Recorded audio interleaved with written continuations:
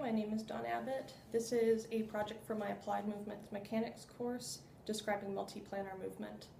So first I'll just describe the different planes of movement. So first we have the sagittal plane, which bisects the body from front to back, dividing the body into right sides and left sides. Next we have the frontal plane, which bisects the body laterally from side to side, dividing the body into a dorsal plane area and a ventral area.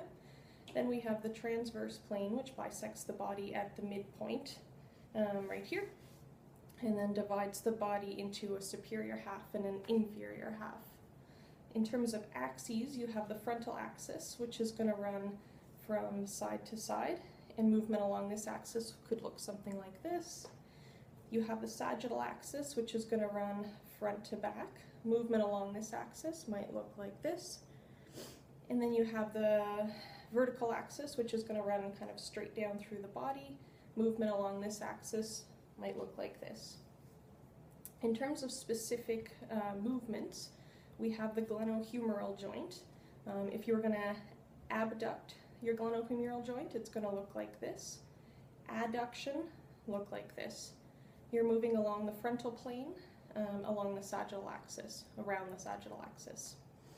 In terms of the lumbar spine, if we're going to do lateral flexion, we're going to look like this, both sides.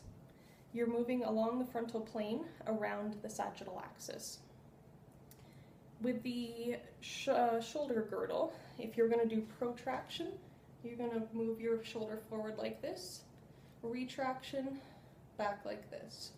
You're moving along the transverse plane around the vertical axis. With the knee, flexion, you're going to be moving your knee up. Extension, you're moving your knee down. You're moving along the sagittal plane around the frontal axis. With the hips, you're going to do some medial rotation and lateral rotation. Medial rotation, you're rotating in. Lateral rotation, you're going to rotate outwards like this. With this movement, you're moving along the transverse plane around the vertical axis.